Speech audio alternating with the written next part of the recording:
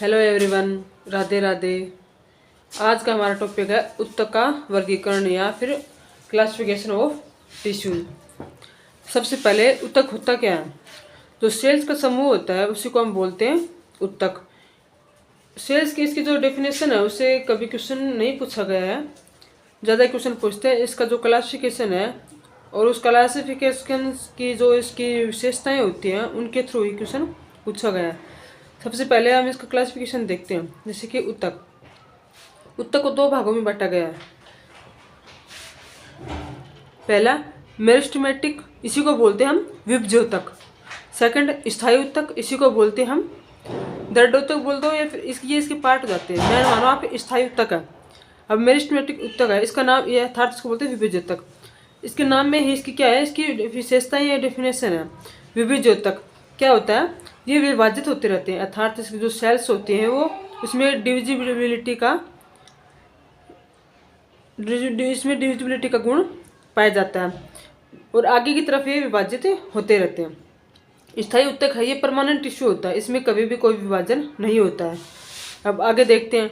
Meristematic tissue है, ये तीन प्रकार का होता है: पार्श्व मेरिस्टेमेटिक, इंटरकैलरी और शीर्षस्थ विभज्योतक।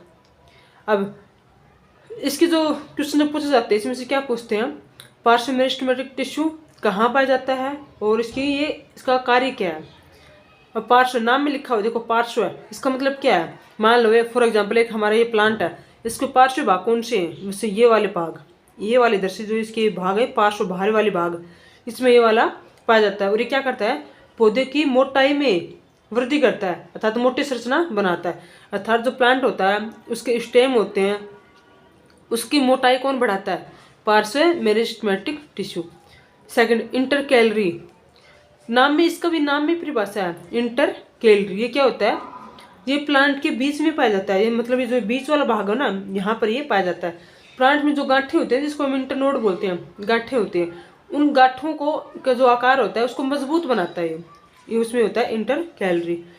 सेकंड थर्ड है शीर्षस्थ विभज्योतक। ये क्या करता है? शीर्षस्थ मतलब शीर्ष भाग में पाया जाता है, अर्थात जो ये लीव्स वगैरह हैं या प्लांट का ऊपरी भाग होता है उसकी में पाया जाता है। ये शीर्षस्थ विभज्योतक क्या करता है? प्लांट की लंबाई को बढ़ाता है, उसकी लेंथ को ग्रो करता है। अब सेकंड था स्थायी उत्तक। स्थायी उत्तक ये बता दिए क्या होता है? ये कभी विभाजित नहीं होता है, अर्थात इसमें सेल्स डिविजिबिलिटी का रूल नहीं पाया जाता है। इसके भी तीन भाग हैं: स्क्लेरेनकाइमा, कोलेनकाइमा और पेरेनकाइमा। अब इसके हम दो भाग के थे, सरल स्थायी उत्तक और जटिल स्थायी उत्तक। सरल के तो भाग ये वाले भाग हो गए और जटिल के भाग जाइलम और फ्लोएम। ये हो गए हमारे जटिल के भाग। अब इसके बारे में पढ़ते हैं हम। सबसे पहले स्क्लेरेनकाइमा उत्तक क्या होते हैं? मृत होते हैं और लंबे होते हैं। स्क्लेरेनकाइमा उत्तक है, लंबे और मृत होते हैं।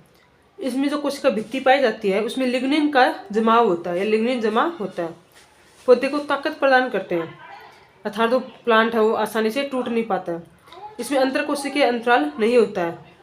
बीज, आवरण, नट या फिर इनके जो वो बोलते हैं फल बोल सकते हैं हम, पत्तियों की नसों और तनों के समन्वय में ये उपस्थित होता है। अर्थात ये जो स्क्लेरेनकाइमा ये कहाँ कहाँ उपस्थित होता है? ये वाला इसका ये बीज में पाया जाता है। बीज का जो बाहरी आवरण होता है जिसको बीजसोल बोलते हैं उसमें पाया जाता है, पत्तियों में पाया जाता है, और जो तने होते हैं उनके जो लचीला भाग होता है उसमें भी ये पाया जाता है।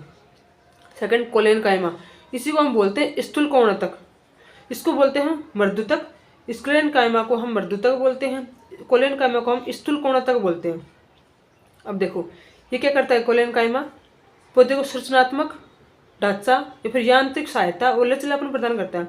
ये क्वेश्चन रिसेंट एग्जाम में पूछा गया है। ये वाला पौधे का कौन सा भाग प्लांट को लचीलापन प्रदान करता है? वो करता है कोलेनकाइमा। ये प्लांट को लचीलापन भी प्रदान करता है और यांत्रिक सहारा मतलब इसको खड़ा रहने में भी हेल्प करता है। ये कहाँ पाया जाता है? ये तना और पत्तियों के सीमावर्ती क्षेत्रों में, अर्थात जो तना और पत्तियाँ हैं उनके जो ऊपरी भाग होता है उसमें ये पाया जाता है। इसमें ये पेक्टिन के बने होते हैं। जैसे हम ये वाला क्या था, इसमें क्या होता है? कोशिका भित्ति लिग्निन की बनी होती है, इसमें ये पेक्टिन के बने होते हैं। पेरेनकाइमा फलों में सब्जियों के लिए स्टार्च प्रदान करता है। इसके क्या कार्य होते हैं? एक तो ये वाला इंपॉर्टेंट है इसका, ये प्रकाश संश्लेषण में मदद करता है पेरेनकाइमा। इसमें वायु अंतराल होते हैं जो पौधे को क्या करते हैं, उछाल प्रदान करते हैं। अर्थात मान लो तेज हवा चल रही है और प्लांट हिल डुल रहा है लेकिन फिर भी वो टूट नहीं रहा है, तो उछाल प्रदान कौन करता है, वायु कोशिका अंतराल के कारण से पेरेनकाइमा है वो प्लांट को उछाल प्रदान करता है और वो टूटता नहीं है। अब आगे देखते हैं कोर्क। कोर्क क्या होता है, ये भी प्लांट का भाग होता है जिसे कोर्क, जिसे छाल बोलते हैं। ये क्या होता है, ये मृत होता है और पौधे का भारी भाग होता है। ये पौधे की रक्षा करता है। ये कुछ का भित्ति है वो गैस और जल के अणुओं के लिए अभेद्य है, अर्थात जो बाह्य जल और वो गैस है अंदर वाले बाहर नहीं जा सकते, बाहर वाले अंदर नहीं जा सकते, ये इसके अभेद्य का काम करता है। अब आगे देखते हैं हम एपिडर्मिस। ये क्वेश्चन एग्जाम में पूछा, कोर्क वाला भी पूछा गया और ये वाला भी पूछा गया है। अब आगे देखते हैं एपिडर्मिस। ये पौधे की बाहरी संरचना बनाता है तथा पानी व गैस विनिमय में मदद करता है। एपिडर्मिस ये नहीं पूछा जाता है, एक तो ये ऐसे पूछेंगे इसमें पौधे का कौन सा भाग गैस विनिमय में मदद करता है, तो एपिडर्मिस करता है, और बाहरी संरचना कौन बनाता है, वो एपिडर्मिस बनाता है। अब जाइलम व फ्लोएम, इसमें से क्या पूछा जाता है, जाइलम के क्या कार्य हैं, फ्लोएम के क्या कार्य हैं, इनके खोजकर्ता कौन है, इनके प्रकार कौन से हैं और कौन से नहीं हैं, इससे ये क्वेश्चन बनते हैं, इंपॉर्टेंट बनते हैं जाइलम फ्लोएम में से। अब खोजकर्ता दोनों के ही नागेली हैं, याद रखो तो ठीक है, अदरवाइज नहीं, खोजकर्ता दोनों के ही नागेली हैं। अब इनके कार्य क्या करता है, जल व खनिज लवणों का परिवहन करता है, अर्थात जो जाइलम होता है कहाँ पाया जाता है, ये जड़ वाले भाग में पाया जाता है। अब जो खनिज लवण और पानी है वो कहाँ पाया जाता है, ये वो पाया जाता है जड़ वाले भाग से, तो भूमि से अवशोषित करके, और ये प्लांट के ऊपरी भाग फ्लोएम जहाँ पत्तियाँ वगैरह पाई जाती है वहाँ तक ये पहुँचाता है, तो ये जाइलम का कार्य होगा। ये वाला पूरा इंपॉर्टेंट है यहाँ से यहाँ तक का।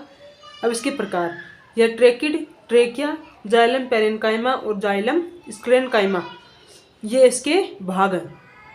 ये क्वेश्चन पूछा अभी रिसेंट में क्वेश्चन पूछा गया था, ये HSC हरियाणा पुलिस का एग्जाम हुआ था या फिर सी ग्रुप ऐसे कुछ हुआ था, उसमें पूछा गया था ये वाला क्वेश्चन कि कौन सा भाग जाइलम या फ्लोएम का नहीं है, ऐसा कुछ क्वेश्चन पूछा गया था।